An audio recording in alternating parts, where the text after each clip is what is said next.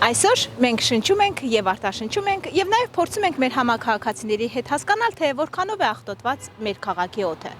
Նաեւ փորձում ենք հասկանալ տրամաբանական կապը տերևների այրոցի, շինհրապարակների փոշու եւ մեր իշխանությունների որոշումների միջեւ։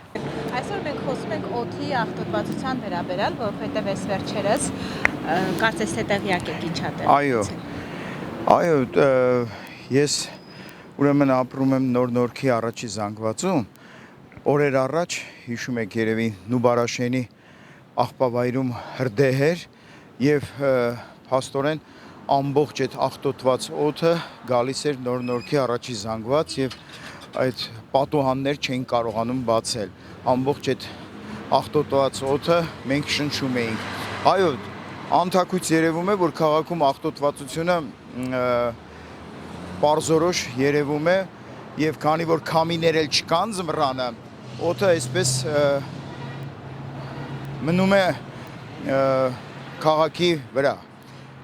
Շնորհակալ եմ, մի հարց էլ ձեզ տամ, ինչի հետ է կապված մեր հարցումները։ Վերջերս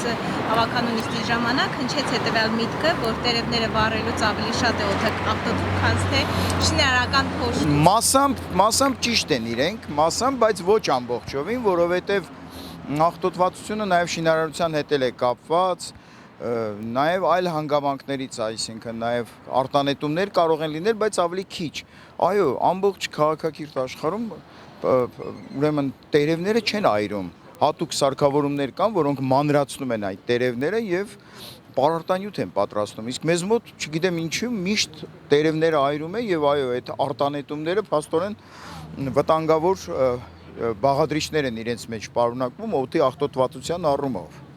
Ինչ է անհրաժեշտ անել եւ ինչ սարքավորումներ ձեռք բերել, սարքավորումներ քաղաքակիրթ աշխարհը սարքավորումներով մանրացնում է տերևները եւ պարարտանյութ։ Ես կարծում եմ քաղաքապետարանը վաղուց այդ ուղղությամբ պետք է մտածել եւ սարքավորումներ ձեռք բերել, որ այդ տերևները մանրացնեն եւ ոչ թե այրեն։ Մաքուր պետք է պահեն քաղաքը, այդ կան բան ինչ։ Մաքրություն։ Տերևներ, փոշիներ, մեր մոտ չկա այդ մաքրության պահպանման տենդենսն էլ ոնց որ ասած չկա այդ բանը ով ոնց որ ասած կանի ուրիշ բան չկա մաքրոց է Երևան ներկայանամ նախ Քնարիկ Գրիգորյան հայ կանայք հանուն առողջ շրջակա միջավայրի փորձագետ այդ խնդիրը կապված մթնոլորտային օդի աղտոտվածության հետ մենք ուսումնասիրել ենք այն վայրերում որտեղ գնում է շինարարություն, բնակելի շենքերի կամ փողոցների իրոք աղտոտվում է, բայց այսպիսի ահռելի տարածք չի ընդգրկում։ Ես անցյալ օրը վերադառնում էի Լոռու մարզից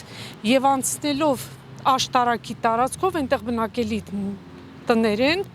տերևները հավաքում են վառում, 2 րոպե հետո այդ ծուխը, որ սենց ուղիղ բարձրանում է, մեկ էլ տարածվում է։ Հիմա քաղաք Երևանում նույն իրադարձությունն է, իրավիճակն եք դուք տեսնում, ինչի, որովհետև քաղաք Երևանն էլ ունի սեփական տներ։ Հատկապես մի 2 շաբաթ առաջ մենք դրա մասին ասում էինք, հիմա կա Սպուտնիկով, հա, որ կարողանում են նայել տիրույթը եւ ինչքան բարձր է, մինչեւ 300-400 ppm-ի հասնում է։ Եվ դա արդեն ամենավտանգավոր զոնան է։ Հարգելի քաղաքացիներ, հարգելի Հայաստանի բնակիչներ, խնդրում ենք մի այրեք այդ տերևները, որովհետև տերևներից անջատված վնասակար նյութերը ազդում են մեր եւ ձեր առողջության վրա, առաջին հերթին ձեր, որովհետև դուք կանգնում եք այդ ծխի մոտ։ Եվ թերայրումը բերելու է քաղցկեղի, ինչքան կարելի է դրա մասին ասել։ Ես հիմա գտնում եմ, որ ավելի շատ դա է վտանգում մեր կյանքը։ Մտածեք ձեր երեխաների մասին։ Մի շարք անգամ իմ ընկերներին զգուշացրել եմ չվառել պլաստիկը, չվառել տերևներն, ասում են ինչ անենք, տոննա հավաքվել է, դա ոնց կարանք տանենք։ Մի հատ փոս են փորում, այդ ամեն ինչը թաղում են, հաջորդ տարի էլ ունենում են կոմպոստ։ Էլ արդեն կարակ չջրեք էլ, եթե անձրևային է եղանակները ինքը քայքայվելու է, 30 սանտիմետր եթե դնում եք հողում ծածկում եք, գարնանը սկի ոչ մի բան չի մնում, մի վտանգեք ձեր երեխաների առողջությունը, դուք գիտեք, որ քաղցկեղը Հայաստանում ամենաբարձր ցուցանիշն է ամբողջ երկրագնդով մեկ, զարգացած երկրների, խնդրում եմ ուշադրություն դարձրեք եւ գոյություն ունի իհարկե տեսչություն, հա, բնապահպանության եւ ընդերքի, խնդրում եմ, եթե հնարավոր է հերոստատուցույցով ցույց տվեք, թե ինչքան վտանգավոր է դա։ Աղտոտ է, ինչ ասեմ։ Դե հա իհարկե ազդում է առողջության վրա։ Կարծիքս դա է, ինչ կարծիք ուրիշ։ Ինչ միջոցներ է պետք ձեռնարկել, ինչ է պետք Այդ դրա մասին շատ չեմ մտածել, չեմ կարող ասել։ Միջոցները առաջ երթին ավտոմեքենաները քիչացնեն, ասենք, չգիտեմ, ինչ որ լծակներ դնեն, որ մեքենաները քիչ, ասենք, ավտոբուսները, եթե օրինակ շատ լավ աշխատեն, դա գուցե միջոցներից մեկն է։ Հիմնականում դա է, ուրիշ բան չեմ կարող ասել։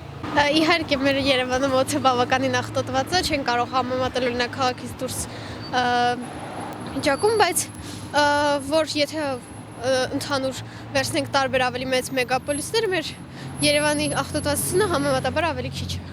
բայց ավտոները շատ են հայրոտ։ Սենց հարց, ինչից է օդը ավելի շատ աղտոտվում վերջերս միտքը, տերևների այրելուց, շինանյութի հրապարակների փոշուց,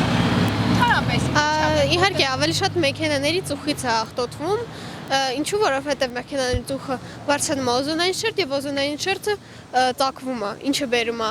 եւ օդի աղտոտվածությանը եւ գլոբալ տաքացմանը։ ինչա պետք անել։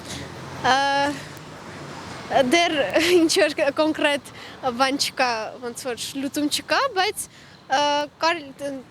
նույնը էլեկտրական մեքենաները իսկականից շատ լավ տարբերակ են մեր համար, քանց թե վարելիքային։ Շնորհակալ։ Ես չգիտեմ, չեմ կարող պատասխանել ձեր հարցին, բայց այդքան էլ մաքուր չի օդը, անկեղծ ասած։ Իսկ Տիգրան Ավինյանը կապ ունի չունի, չգիտեմ։ Ես իհարկե մասնագետ չեմ եւ չեմ կարող իսկապես գնահատել տերևները, թե շինարարությունը, բայց վստահաբար ակնհայտ կարելի է տեսնել քաղաքում հաճող շինարարության ծավալները եւ փոշին եւ հատկապես այն թաղամասում, որտեղ ես եմ բնակվում, Աջափնյակն է եւ քանի որ Երևան հենց այդ ուղղությամբ է զարգանում, այնտեղ փոշու պարունակությունը վստահաբար ավելի շատ է եւ երբ որ երբեմն քաղաքից դուրս եմ գնում եւ այդ կողմից հետ գալուց անմիջապես երևում է այդ տարբերությունը։